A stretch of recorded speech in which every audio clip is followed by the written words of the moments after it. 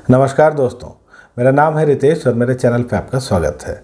दोस्तों, आज मैं बात करूंगा एक सीरीज़ के बारे में जिसका नाम है द वन। ये आई है नेटफ्लिक्स पे। इंग्लिश ऑडियो और सबटाइटल्स के अलावा यहाँ हिंदी में भी ऑडियो उपलब्ध है। दोस्तों, शुरुआत करते हैं स्टोरी लाइन से, फिर अच्छे बुरे के बारे में बात करेंगे। यहाँ कहानी है एक प्रोग्राम की, एक कंपनी की जिसका नाम है द वन। ये कंपनी डीएनए मैचिंग के आधार पर लोगों को एक दूसरे से मिलवाती है। विचार ये है कि जिन लोगों के डीएनए कुछ खास तरह के होते हैं और वो आपस में मिलते हैं तो फिर वो एक अच्छे प्रेमी साबित हो सकते हैं और एक अच्छी ज़िंदगी एक दूसरे के साथ बिता सकते हैं। ये जो कंपनी है द वन, इसकी सीईओ और इसका जो फेस है वो है रेबेका वेब। और दोस्तों, ये जो कंपनी है इन्होंने बहुत सारे लोगों को, लाखों लोगों को एक दूसरे के मैच से मिलवाया है, करोड़ों रुपए कमाए हैं। तो आप ये कह सकते हैं कि ये एक ऐसा टिंडर है जो डीएनए मैचिंग के आधार पर चलता है। लेकिन यहाँ सब कुछ ठीक नहीं रहता, कुछ घटनाएं सामने आती हैं और इस कंपनी पर भी आँच आती है। इस प्रोग्राम के बारे में भी सवाल उठते हैं और फिर क्या कैसे होता है दोस्तों, ये तो आप इस सीरीज़ में ही देखेंगे। दोस्तों, यदि पहली नज़र में देखें तो इस सीरीज़ का कंसेप्ट आपको अलग लगता है, इंटरेस्टिंग लगता है, लेकिन ये सीरीज़ उम्मीदों से थोड़ी अलग ही हो जाती है। मुझे लग रहा था कि डीएनए मैचिंग को लेकर के कुछ चीज़ें हमें देखने को मिलेंगी। ये देखने को मिलेगा कि क्या डीएनए मैचिंग ही दो लोगों के साथ रहने, उनके प्यार करने के लिए पर्याप्त है, या फिर उन दो लोगों की जो अपनी पर्सनैलिटी है, उनका एजुकेशन है, उनका एटीट्यूड है, या जो सामाजिक आर्थिक परिवेश है उसका कोई असर पड़ता है, या फिर इन दोनों चीज़ों के बीच कोई कॉन्फ्लिक्ट होता है।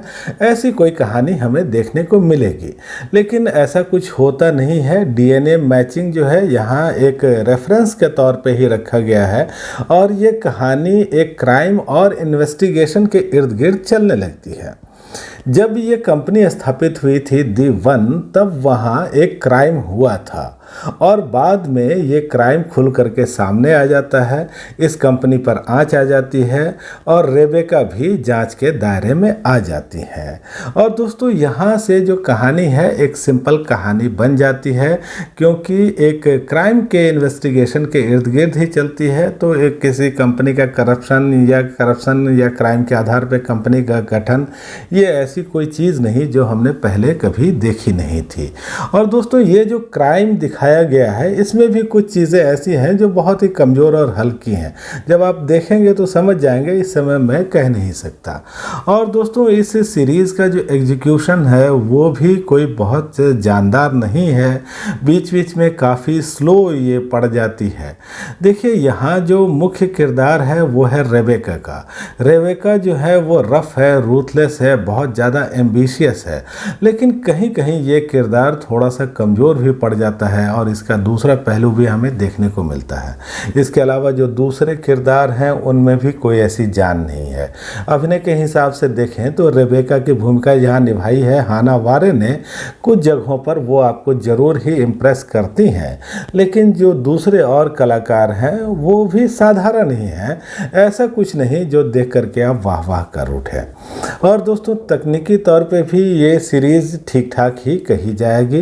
तो यहाँ एपिसोड 8 हैं, 45 मिनट के आसपास तक के, लेकिन यहाँ दोस्तों बहुत ज़्यादा एब्यूजिव लैंग्वेज का इस्तेमाल किया गया है।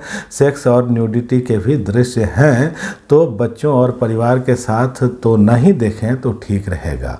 और दोस्तों, यदि आखिरी तौर पे मैं कहूँ तो ये डीएनए मैचिंग का एक ऐसा टिंडर है जो कि दर्शकों के साथ कभी मैच नहीं करता।